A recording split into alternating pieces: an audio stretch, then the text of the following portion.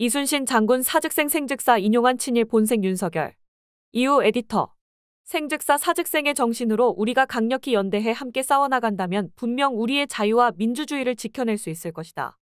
윤석열 대통령이 지난 15일 우크라이나 수도 키이우에서 볼로디미르 젤렌스키 대통령과의 정상회담 직후 진행한 공동 언론 발표 자리에서 대통령으로서 죽음을 겁낼 권리가 없다란 젤렌스키의 말을 인용하면서 했던 발언이다. 이 자리에서 윤 대통령은 러시아의 불법 침략으로 인해 무고하게 희생된 우크라이나 시민들과 자유를 수호하기 위해 목숨 바친 우크라이나의 젊은이들 그리고 유가족들에게 깊은 애도를 표한다고 말하고 70여 년 전의 대한민국을 떠올리게 한다고 한국전쟁도 거론했다. 정전 상태의 분단국으로서 교전 당사자 중 어느 한쪽 편을 들지 않는다는 역대 정부의 기조를 깨고 전시 우크라이나를 직접 찾아가 노골적 편들기에 나선 것도 문제지만 평화의 중요성을 역설하기보단 생즉사 사즉생이란 결연한 말까지 써가면서 전쟁을 부추기는 듯한 모습을 보인 것은 러시아와의 관계를 고려하면 무모하고 무책임하다는 인상을 지우기 어렵다. 또 다른 의문은 윤 대통령이 과연 생즉사 사즉생이란 말을 사용할 자격이 있느냐 하는 것이다. 이 말의 출처인 필사즉생 필생즉사는 이순신 장군이 왜군과의 결전을 앞두고 휘하 장수와 병사들에게 했던 비장한 토로였기 때문이다. 작년 5월 취임 이후 일본 지킴이로 일관의 친일 본색이란 오명까지 얻은 윤 대통령에겐 걸맞지 않은 말이다. 이순신 장군은 조선의 운명이 걸린 명량해전을 하루 앞둔 1597년 9월 15일 밤에 전라좌수영 본영의 휘하 장졸들을 모두 불러 모았다. 칠천량 해전 참패 이후 13척의 판옥선만 남은 가운데 구루시마 미치후사, 와키자카 야스하로, 도도 다카도라가 이끄는 100여 척의 왜군 함대를 맞아 결전을 치러야 할 절체절명의 순간이었다. 장수와 병사를 불문하고 다들 두려움에 휩싸여 있었고 그때 이순신 장군이 비장한 각오를 밝힌 말이 필사즉생 필생즉사였다. 윤 대통령의 친일 행보는 이제 놀랄 일도 아니다. 당장 일본의 후쿠시마 원전 핵 오염수 해양 방출 계획에 대한 대응만 해도 그렇다. 국민의 85%가 반대하고 국민의 생명과 생업에 되돌릴 수 없는 피해가 예상되는데도 지난 12일 리투아니아에서 기시다 후미오 일본 총리와 정상회담을 갖고 도장을 찍어줬다. 곳곳에서 어느 나라 대통령이냐는 말이 나오는 까닭이다. 일본의 오염수 해양 방출 계획을 두고 국제안전기준에 부합한다고 결론을 내린 국제원자력기구의 종합보고서가 시료 분석에서 보고서 작성에 이르기까지 부실하고 졸속으로 이뤄진 데다 일본 IAEA 간검은 거래 의혹도 제기됐으나 윤 대통령은 아랑곳하지 않았다. 강제동원 피해자 배상 문제도 마찬가지다. 윤 정부는 3월 6일 일본 전범 기업들의 불법 행위에 대한 2018년 10월 한국 대법원의 손해배상 판결을 부정한 제3자 변제안을 피해자와 국민 대다수의 반대를 묵살하고 일방적으로 발표했다. 이 방안은 확정 판결을 받은 강제동원 피해자와 유족, 총 15명의 판결금과 지연이자를 피고인 일본 전범 기업 대신 행정안전부 산하 일제강제동원 피해자지원재단이 지급한다는 내용이다. 이 돈은 1965년 한일 청구권 협정의 혜택을 입은 포스코 등 한국 기업이 객출했다.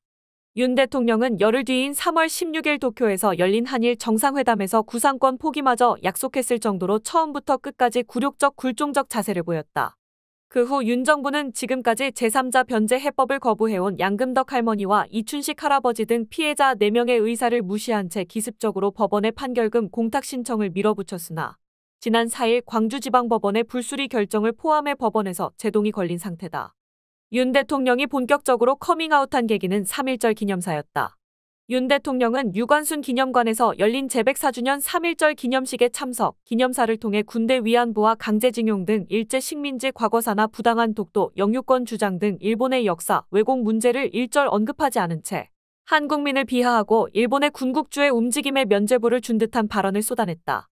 그는 우리는 세계사의 변화에 제대로 준비하지 못해 국권을 상실하고 고통받았던 우리의 과거를 되돌아봐야 한다고 말해 일본의 침략 행위에 대한 준열한 비판과 사죄 요구는커녕 외려 식민지 전락은 우리 민족이 무능 탓이라는 일본 극우와 유사한 역사관을 드러냈다.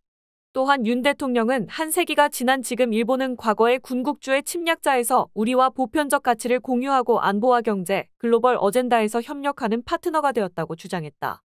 미래지향적 한일 관계란 구실로 불법 식민 지배와 일제 침략사를 부인하는 일본을 협력 파트너로 세탁해준 셈이다. 배경은 유관순 열사와 안중근 의사의 대형 사진이었다. 도쿄 방문 기간인 3월 17일 한국의 대통령이 조선인을 짐승에 비유한 후쿠자와 유키치가 설립한 게이오 대학에 가서 강연한 것도 모자라 강연하면서 식민주의자로 지탄받는 오카쿠라 텐신의 용기는 생명의 열쇠라는 말까지 인용해 한국민에게 수치를 안기기도 했다. 이것으로 끝이 아니었다. 워싱턴 한미 정상회담을 앞둔 4월 24일 보도된 워싱턴 포스트와의 인터뷰에서 100년 전 일로 절대 아무것도 할 수 없고 100년 전 우리의 역사 때문에 일본이 무릎을 꿇어야 한다는 생각을 나는 받아들일 수 없다라고 말했다. 한국의 대통령이 위안부와 강제동원을 비롯한 일제 침략사와 전쟁 범죄를 그저 100년 전의 일로 치부해버린 것이다. 대일 저자세 굴종 외교의 사례는 한둘이 아니다. 강화되는 일본의 독도 영유권 주장에 대한 미온적 대응, 독도 인근의 일본 해상전력 진입 허용, 일본 관함식의 한국 해군의 우길기 격리 허용, 우길기를 단 해상자위대 함정의 부산 입항 허용, 일본의 수출 규제와 관련한 세계무역기구 제소 철회, 한일 군사정보보호협정 정상화 등이다. 모두 다 일본에 유리하고 한국민은 일방적으로 희생을 치르고 있음을 부인하기 어렵다. 미국이 아시아 태평양 지역에서 중국 저지 봉쇄를 위한 한미일 3국 동맹을 구축하고자 무조건적 한일 결속을 강하게 압박해오자 외교력을 발휘할 엄두도 못 내고 백기투항했다고 하겠다. 400여 년 전에 이순신 장군은 풍전등화에 있던 나라와 백성을 구하고자 단 13척의 판옥선만을 가지고 명량해전에 나서면서 필사즉생 필생즉사이란 말로 불퇴전의 각오를 다졌다. 이 말이 지닌 역사적 무게를 되새겨볼 때 윤 대통령이 인용할 자격이 있는지 의문이 든다.